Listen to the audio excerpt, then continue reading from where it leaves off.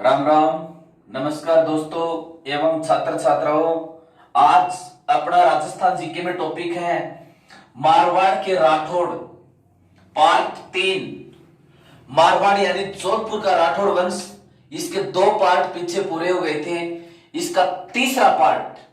तो मारवाड़ रियासत ये कौन सा क्षेत्र हुआ करता था, सबसे पहले देखते हैं। ये मारवाड़ जोधपुर के आसपास का क्षेत्र, ये रियासत थी मारवाड़। और मारवाड़ के ऊपर शासन करने वाला वंश कौन सा था? राठौड़ वंश। मारवाड़ के ऊपर किस वंश के शासकों ने शासन किया? राठौड़ वंश। आज अपना पहला शासक है चंद्रसेन। मारवाड़ का पहला शासक है चंद्रसेन। ये चंद्रसेन 1562 से और 81 तक रहे। 1562 से और कब तक रहे? 1581 तक रहे। ये मालदेव के छोटे पुत्र थे, मालदेव के 6ठे नंबर के पुत्र थे। यानी मालदेव के 6ठे पुत्र थे चंद्रसेन। और इसकी माता का नाम था स्वरूपदे। मालदेव, इसके पिता का नाम, इसकी माता का नाम क्या था? स्वरूपदे। अब इसका उपनाम कई बार पूछते हैं। इसका उपनाम मारवाड़ का प्रताप। यानी जिस प्रकार से यहां पर ये मेवाड़ रियासत है, यहां पर महाराणा प्रताप ने मुगलों का सामना किया था, उसी प्रकार से मारवाड़ के अंदर मुगलों का सामना किया था चंद्रसेन ने। तो मारवाड़ का प्रताप कौन हो गया? चंद्रसेन। एक तो मारवाड़ का प्रताप, दूसरा मारवाड़ का भुल्ला बिसरा शासक। मारवाड़ का भुल्ला बिसरा शासक, मारवाड़ का भुल्ला बिसरा शासक। और मारवाड़ का भुल्ला बिसरा शासक इसको किसने कहा? नैणसी ने, मुहड़ोत नैणसी ने इसको मारवाड़ का भुल्ला बिसरा शासक कहा। मुहड़ोत नैणसी ये भी आपके आएगा। मारवाड़ का शासक जसवंत सिंह उसके दरबारी विद्वान है। तो चंद्रसेन मालदेव के 6ठे पुत्र, इसकी माता का नाम स्वरूपदे। मारवाड़ का प्रताप, मारवाड़ का भुल्ला बिसरा शासक किसे कहते हैं? राव चंद्रसेन को। और चंद्रसेन को भुल्ला बिसरा शासक किसने कहा था? मुहड़ोत नैणसी ने। मुहड़ोत नैणसी ने इसको भुल्ला बिसरा शासक कहा। अब इसके ऊपर अगला प्रश्न क्या बनता है? ये इसका अकबर के साथ संघर्ष चला, तो उस संघर्ष में अपनी रणनीति में इसने दुर्गों को शामिल नहीं किया, जंगली क्षेत्र को शामिल किया। और ये प्रथम राजपूत शासक था जिसने अपनी रणनीति में या अपनी युद्ध नीति में जंगली क्षेत्र को शामिल किया। ये प्रथम राजपूत शासक था जिसने रणनीति में जंगली क्षेत्र को शामिल किया। प्रथम राजपूत शासक जिसने रणनीति में जंगली क्षेत्र शामिल किया, यानी दुर्गों के स्थान के ऊपर जंगली क्षेत्र को शामिल किया। पहला राजपूत शासक कौन सा था? चंद्रसेन। यह अंतिम राठौड़ शासक था जिसने अकबर की अधीनता स्वीकार नहीं की। बाकी सभी ने कर ली थी, ये अंतिम था, इसके बाद में सभी ने कर ली थी। अंतिम राठौड़ शासक जिसने अकबर की अधीनता स्वीकार नहीं की थी कौन सा था? चंद्रसेन। अंतिम राठौड़ शासक जिसने अकबर की अधीनता स्वीकार कर ली थी कौन था? चंद्रसेन। देखो, इसका बड़ा भाई था उदय सिंह। इसका बड़ा भाई था उदय सिंह, और उससे भी ये बड़ा राम, बड़ा भाई राम। राम 1564 के अंदर, और ये अकबर के पास चला गया। अकबर के पास मदद के लिए चला गया 1564 के अंदर। फिर अकबर ने जोधपुर पर अधिकार करने के लिए हुसैन कुली खां को भेजा। हुसैन कुली खां को भेजा, यानी इसका बड़ा भाई की राजा मैं बनना चाहिए था, लेकिन मालदेव ने उत्तराधिकारी इसको घोषित कर दिया था चंद्रसेन को, जबकि बड़ा राम था। राम 1564 के अंदर अकबर किससे मिला, और अकबर ने फिर उस अकबर तो इसकी इसकी अवसर की तलाश में ही था। अकबर के पास गया तो अकबर ने हुसैन कुली खां को जोधपुर के ऊपर आक्रमण करने के लिए भेजा और जोधपुर का अधिकांश क्षेत्र के ऊपर आक्रमण कर लिया। इस समय चंद्रसेन ने अकबर से हार नहीं मानी। चंद्रसेन जोधपुर से भागकर कहां पर चला गया? भादरा जोन। जोधपुर से भागकर कहां पर चला गया? भादरा जोन। यानी 1564 में जब इसके भाई राम के कहने पर हुसैन कुली खां ने आक्रमण किया तो हुसैन कुली खां ने जोधपुर का ज्यादातर क्षेत्र के ऊपर आक्रमण कर लिया था। उस समय ये चंद्रसेन अधीनता स्वीकार नहीं किया और कहां पर चला गया? भादरा जोन चला गया। अब देखो आगे बात करते हैं। ये अकबर ने नागौर दरबार लगाया था 1570 के अंदर। उससे प्रश्न निकल करके आता है। ये 1570 के अंदर नागौर के अंदर नागौर दरबार लगाया था। तो अकबर ने नागौर दरबार कब लगाया था? 1570 के अंदर लगाया था। राजपूतों को अपने अधीन करने के लिए और आमेर के शासक बारमल के सहयोग से अकबर ने 1570 में नागौर दरबार लगाया था। यहां से कई इंपॉर्टेंट प्रश्न निकल कर आते हैं कि अधिकांश राजाओं ने तो नागौर दरबार के अंदर पहुंच करके अकबर की अधीनता स्वीकार कर ली थी। यहां पर प्रश्न यह बनता है कि चंद्रसेन ने अधीनता स्वीकार की थी या नहीं। एक तो ये चंद्रसेन नागौर दरबार में गया था या नहीं गया था? गया था, लेकिन इसने अकबर की अधीनता स्वीकार नहीं की। यानी 1570 में नागौर दरबार में उपस्थित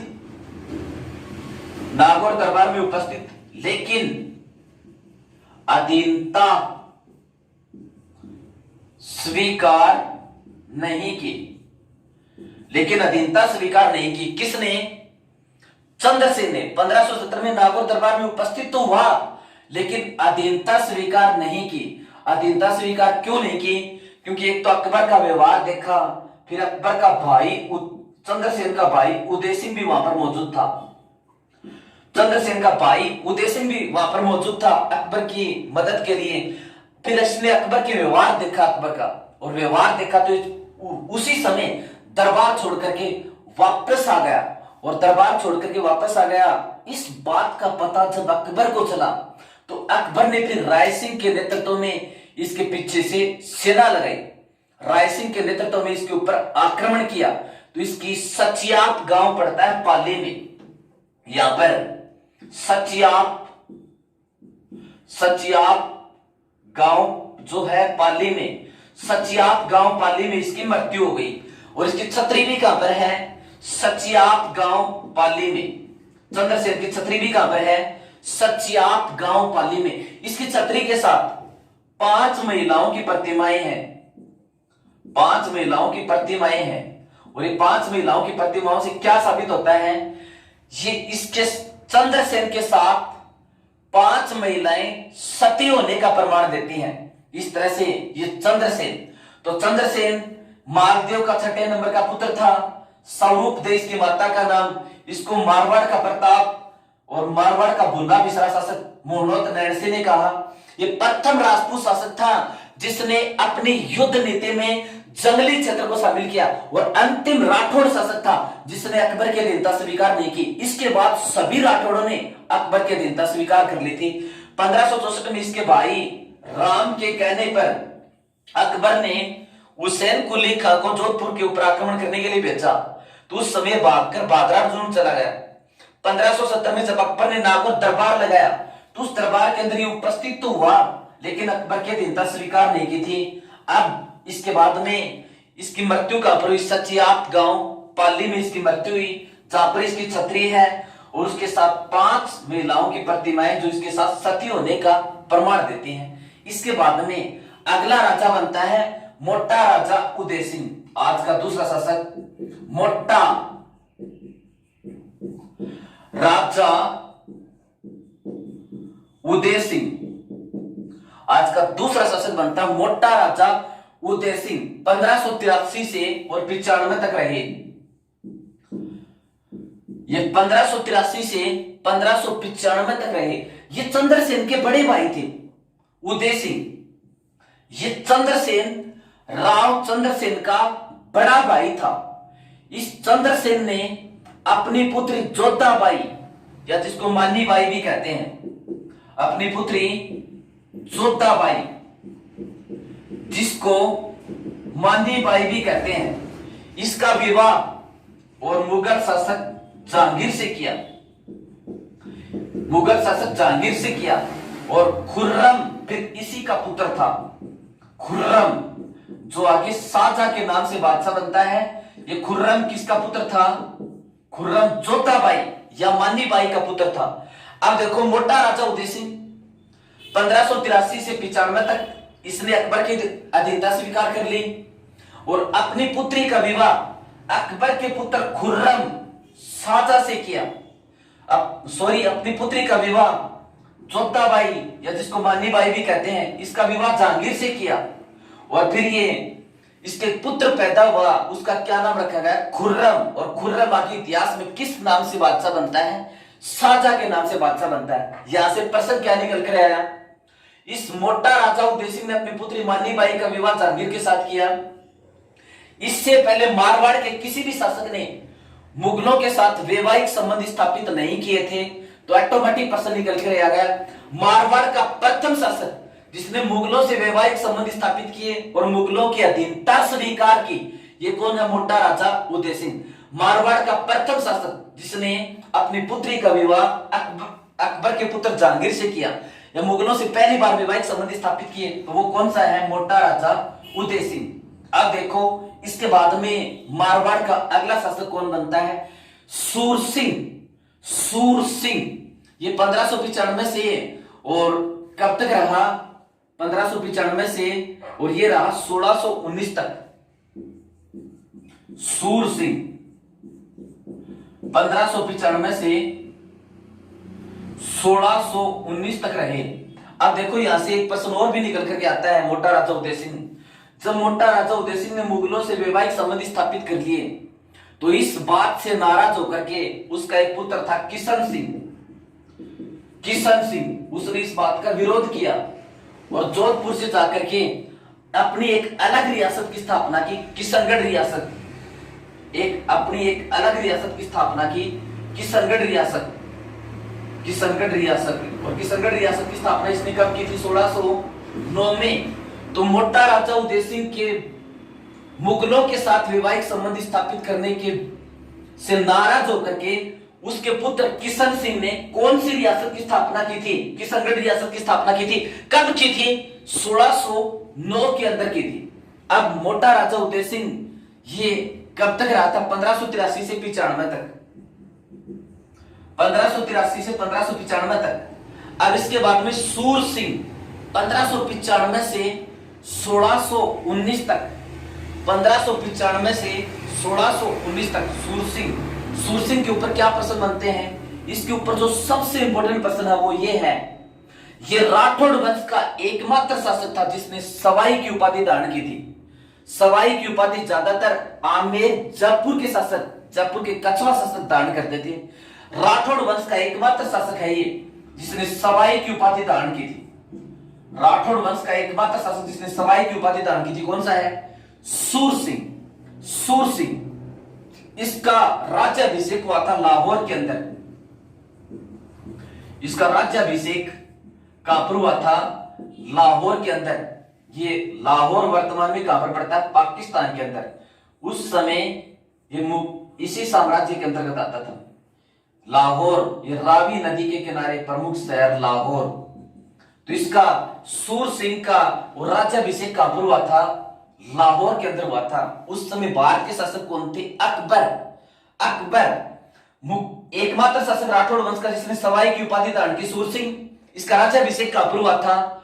लाहौर के अंदर हुआ था। और अकबर ने इसको 2000 मनसब दिया था। फिर जहांगीर ने इन 2000 मनसबों को बढ़ाकर कितना कर दिया? 3000। मनसब एक पद और वेतन का सूचक होता था। जिसके पास ज्यादा मनसब हो उसको ज्यादा वेतन, वो ज्यादा बड़ा पद मिलेगा। मुगलों ने सबसे ज्यादा मनसब प्रदान किए थे आमेर के शासक मानसिंह फर्स्ट को, बाकी उससे फिर नीचे नीचे दिए थे। ठीक है, तो सूर सिंह को अकबर ने 2000 मनसब, जहांगीर ने कितने मनसब कर दिए थे? 2000 से बढ़ाकर 3000 मनसब कर दिए थे। अब इसके बाद में सूरसिंह के बाद में अगला शासक कौन बनता है? सूरसिंह के बाद में मारवाड़ का अगला शासक बनता है गज सिंह। आज का 4 नंबर शासक गज सिंह।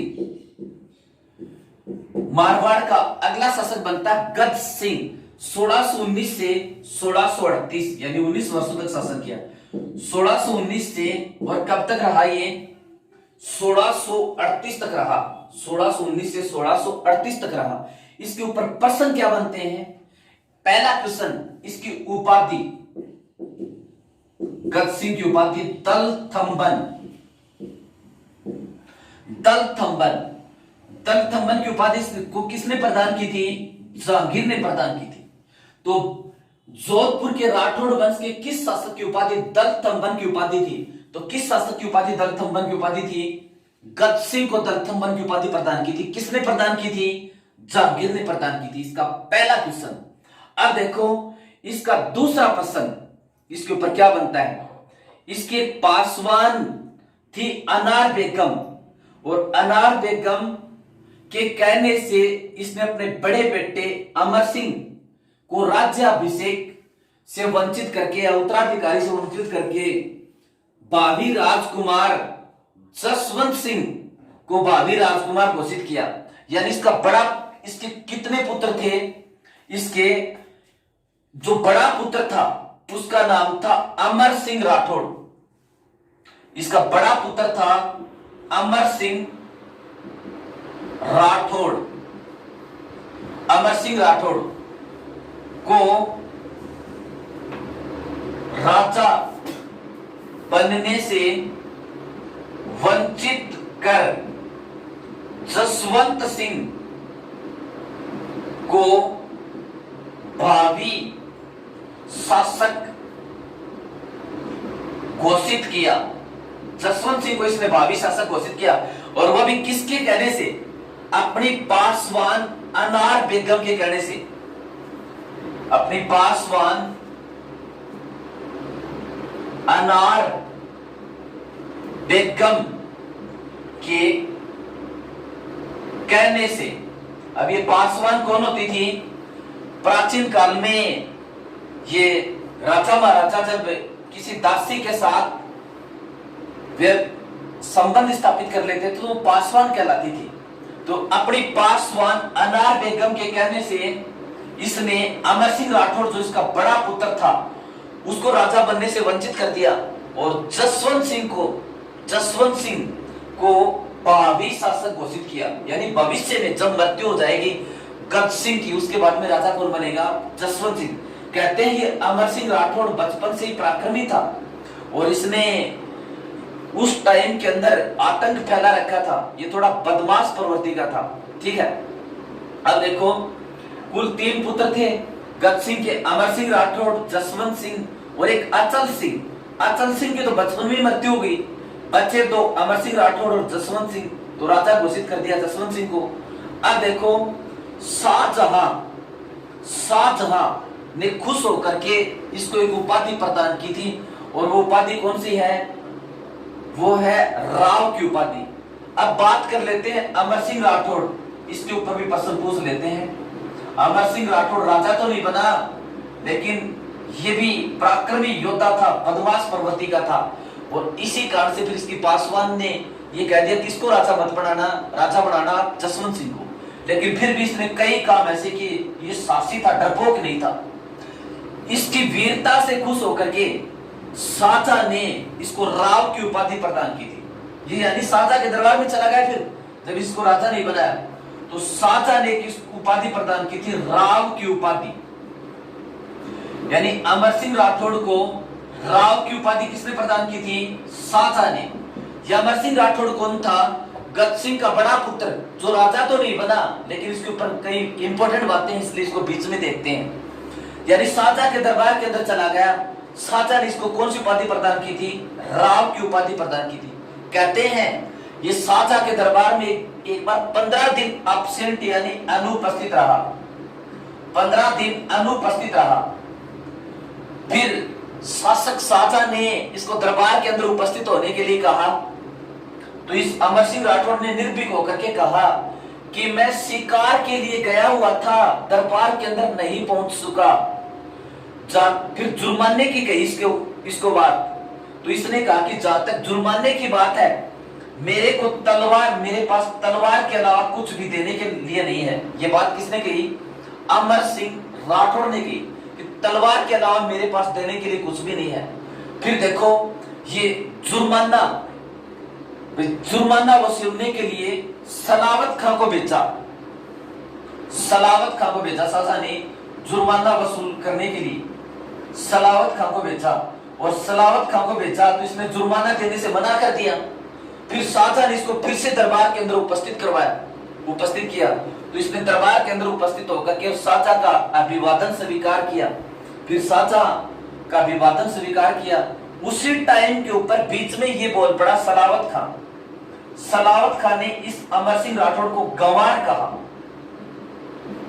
अमर सिंह राठौड़ को सलावत खां ने इसको गंवार कहा।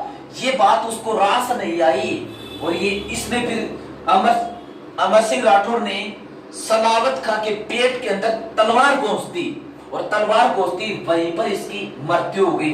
तो पूरे दरबार के अंदर और खलबलाहट मच गई कि ये क्या होगा। इसने शाहजहां का भी सामना किया, लेकिन शाहजहां भाग करके और कहीं पर छुप गया। अब तो इस तरह से उसकी शाहजहां की जान बची, यानी इसको किसी तरह का कोई डर ही नहीं था। सलावत खां जिसने इसको गंवार कहा उसको मार दिया, शाहजहां को भी सामना किया, तो शाहजहां भी वहां से भाग खड़ा हुआ।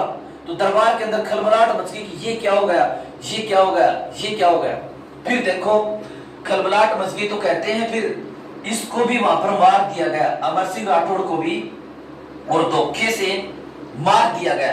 जब इसको मार दिया गया तो इसके जो पक्ष के राठौड़ सैनिक थे, इसके जो सगे संबंधी थे, वो विरोधी हो गए शाहजहां के, यानी मुगल सरदारों के विरोधी हो गए। और उन्होंने क्या किया, लाल किला का, दिल्ली का जो लाल किला है उसका एक गेट पीछे से खुलता था। ये लाल किला जो है दिल्ली का लाल किला, इसका एक गेट पीछे से खुलता है, उसका नाम था बुखारा गेट। लाल किले के अंदर और पीछे से बुखारा गेट के अंदर से प्रवेश करके और मारकाट मचा दी। लाल किला यानी अमर सिंह राठौड़ के सगे संबंधियों ने, उसके मित्रों ने, और लाल किले के ऊपर आक्रमण कर दिया।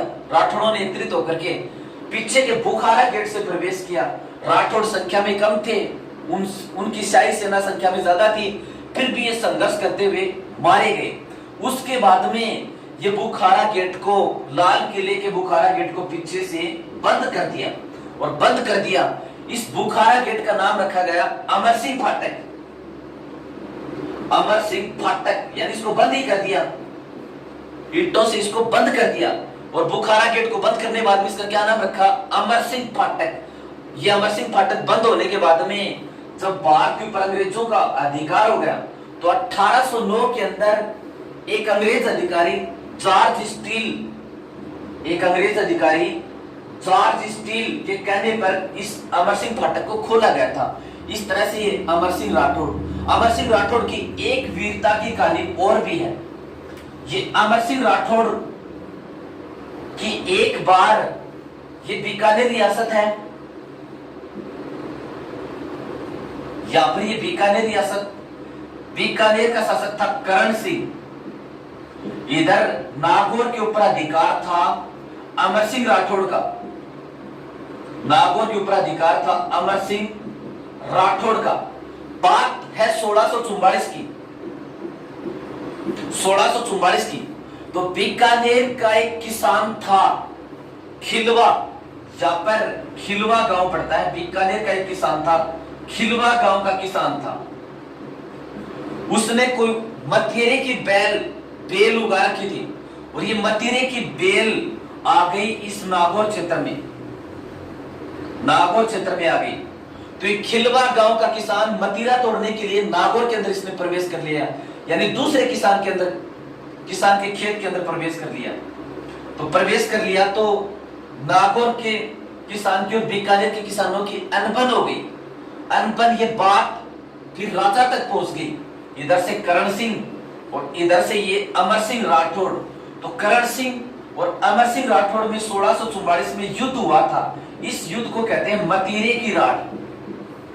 मतीरे की राड़। तो मतीरे की राड़ कब हुई थी? 1644 में हुई थी। 1644 में किस किस के मध्य? बीकानेर के करण सिंह, इधर नागौर के अमर सिंह राठौड़ के मध्य हुई थी। और इसके अंदर देखो फिर जीत किसकी हुई थी? अमर सिंह राठौड़ की हुई थी। तो इस तरह से ये पराक्रमी था अमर सिंह राठौड़। या अमर सिंह राठौड़ की किससे जुड़े हुए हैं? फिर देखो गद सिंह ने अपने जीवन काल में उत्तराधिकारी घोषित कर दिया था। किसको? जसवंत सिंह को उत्तराधिकारी घोषित कर दिया था। इस जसवंत सिंह के ऊपर क्या क्या प्रश्न बनते हैं? जसवंत सिंह ये 1638 से और 1678 तक मारवाड़ का शासक रहा। 1638 से और 1678 तक मारवाड़ का शासक रहा। 1638 के अंदर जब इसके पिता की मृत्यु हुई तो ये बूंदी के अंदर और अपने शादी करने के लिए गया हुआ था। ये बूंदी है, बूंदी के अंदर अपने शादी करने के लिए गया हुआ था। तो फिर देखो उस टाइम के ऊपर 1638 में इसका फिर शादी करके वापस आ रहा था। इसका राज तिलक यानी राज्याभिषेक का अप्रूव है। इसका पहला पसंद राज तिलक। इस जसवंत सिंह का राज तिलक हुआ था आगरा में। और आगरा यहाँ पर वर्तमान में उत्तर प्रदेश में पड़ता है, यमुना नदी के किनारे। 1504 में इसको सिकंदर लोधी ने बसाया था। तो इसका राज तिलक आगरा में हुआ था। फिर देखो शाहजहां की मृत्यु के बाद में भारत के इतिहास में एक अलग सी घटना मोड़ लेती है।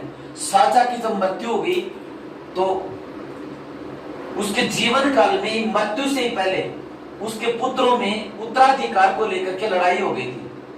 एक पक्ष में औरंगजेब, दूसरे पक्ष में दारा सिकोह, दो पक्ष थे। यानी शाहजहां को उसके पुत्र ने जीवन काल में बंदी बना लिया था और लड़ाई हो गई थी। एक पक्ष था औरंगजेब का, दूसरा पक्ष था दारा सिकोह का। तो यहाँ पर एक धर्मत पड़ता मध्य प्रदेश में, धर्मत मध्य प्रदेश में का युद्ध। ये धर्मत का युद्ध हुआ था 1658 में। इसी के बीच की घटना है। 1638 से 78 तक था। किस किस के मध्य हुआ था? औरंगजेब और दूसरा पक्ष दारा सिकोह। तो इस युद्ध में इसने साथ दिया था दारा सिकोह को और जीत किसकी हो गई थी? औरंगजेब की। तो धर्मत का युद्ध औरंगजेब और दारा सिकोह के मध्य औरंगजेब की इसके अंदर जीत हुई थी। और इस जसवंत सिंह ने साथ दिया था किसको? इस जसवंत सिंह ने साथ दिया था दारा सिकोह की। और दारा सिकोह की इसमें पराजय हो गई थी। युद्ध के अंदर घायल होकर के और ये वापस आ रहा, युद्ध के अंदर घायल होकर के ये वापस आ रहा था। तो वापस आया तो ये जोधपुर में आ गया। जोधपुर में आ गया तो जोधपुर दुर्ग के दरवाजे यानी किवाड़ खोलने के लिए इसने कहा। तो इसकी रानी ने दरवाजे नहीं खोले, किवाड़ नहीं खोले। वो रानी ने ये कहा कि क्षत्रिय राजा पराजित होकर के और वापिस आ ही नहीं सकता, हार करके आ ही नहीं सकता। या तो वो जीतेगा, वो जीतेगा नहीं तो मरेगा।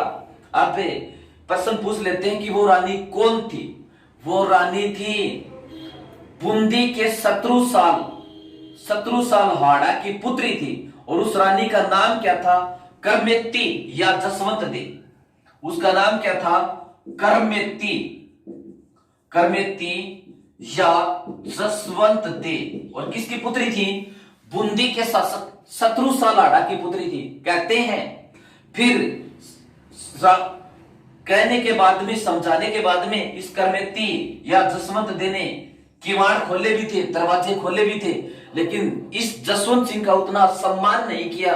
इसको चांदी के पात्रों में खाना खाता था। पहले ये चांदी के पात्रों के स्थान पर इसको काठ के पात्रों में और खाना परोसा गया। तो प्रश्न पूछते हैं कि धर्मत के युद्ध के बाद में जसवंत सिंह की कौन सी रानी ने उसके दरवाजे खोलने से मना कर दिया था? करमेत्ती या जसवंत दे। बूंदी के किस शासक की पुत्री थी ये?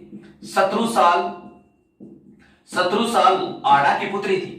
अब देखो 1658 के बाद में एक वर्ष बाद में एक घटना और घटती है। औरंगजेब और दारा सिकोह के मध्य फिर से युद्ध होता है। और उस युद्ध को क्या कहते हैं? अपने राजस्थान में अजमेर के आसपास हुआ था युद्ध, उसको कहते हैं दोराई का युद्ध। दोराई का युद्ध, दोराई का युद्ध यह हुआ था 1659 में। उसी औरंगजेब और दारा सिकों के मध्य हुआ था। इस बार इसने साथ दिया था औरंगजेब का, और जीत भी किसकी हुई? औरंगजेब की जीत हुई। इस बार इसने साथ दिया था औरंगजेब का, यानी जब इसको मनाया औरंगजेब ने, तो ये कहा कि आपने पीछे धर्मत के युद्ध में मेरा साथ नहीं दिया, अब की बार मेरा साथ दे दो। तो फिर देखो जसवंत सिंह ने फिर इसी का साथ दिया था। किसका साथ दिया था? औरंगजेब का। और जीत भी किसकी हुई? औरंगजेब की जीत हुई थी। इसका एक दरबारी विद्वान था मोहनोत नैणसी। मोहनोत नैणसी किसका दरबारी विद्वान था? जसवंत सिंह का दरबारी विद्वान था। इसने पुस्तक लिखी थी ये मारवाड़ रा परगनारी विगत, मारवाड़ रा परगनारी विगत। इसको नैणसीरी ख्यात भी कहते हैं, नैणसीरी ख्यात भी कहते हैं, मारवाड़ रा परगनारी विगत या नैणसीरी ख्यात भी कहते हैं। इतिहासकार मुंशी देवी प्रसाद ने इस मोहनोत नैणसी को राजपुताने का अबुल फजल कहा। मुंशी देवी प्रसाद ने, इसने अपनी इस पुस्तक में मारवाड़ रियासत के प्रत्येक गांव की जनसंख्या का वर्णन किया है, इसलिए इसको राजस्थान में जनसंख्या का अग्रज भी कहते हैं मोहनोत नैणसी को। इसके ऊपर जसवंत सिंह ने अंत में गबन का आरोप लगा दिया था, तो फिर इसने फिर आत्महत्या कर ली थी शर्मिंदा होकर के। इसके साथ इतना गलत व्यवहार किया था, मोहनोत नैणसी के ऊपर गबन का आरोप लगा दिया, फिर इसने आत्महत्या कर ली थी। ये जसवंत सिंह खुद भी अच्छा कवि था, खुद भी अच्छा कवि था। इसने कौन कौन से ग्रंथ लिखे? बादशाह भूषण। जसवंत सिंह के ग्रंथों में एक तो बादशाह भूषण, दूसरा आनंद विलास, इसका दूसरा ग्रंथ आनंद विलास, तीसरा ग्रंथ प्रबोध चंद्रोदय, प्रबोध चंद्रोदय, यह भी जसवंत सिंह का ही था। फिर देखो इसकी मृत्यु पूछते हैं। इसकी मृत्यु कहां पर हुई थी? जामरूद जगह पड़ती है, जामरूद। और जामरूद है कहां पर? अफगानिस्तान में। कहते हैं मारवाड़ रियासत के अंदर अनार का पौधा भी यही लेके आया था। मारवाड़ रियासत के अंदर अनार का पौधा कौन लेके आया था? जसवंत सिंह। फिर से देखते हैं जसवंत सिंह का राज तिलक कहां पर हुआ था? आगरा में। इसकी कौन सी रानी ने धर्मत के युद्ध के बाद दरवाजे खोलने से मना कर दिया था? करमेतिया जसवंत दे ने। ये कौन थी? बूंदी के शासक शत्रुसा लाड़ा की पुत्री थी। इसने 1658 में धर्मत के युद्ध में साथ दिया दारा सिकों का। 1659 में दोराई अजमेर के अंदर युद्ध हुआ था। इस दोराई के युद्ध में साथ दिया था इसने औरंगजेब का, और जीत भी किसकी हुई? औरंगजेब की। इसका दरबारी विद्वान था मोहनोत नैणसी। इसने पुस्तक लिखी थी कौन सी? नैणसीरी ख्यात।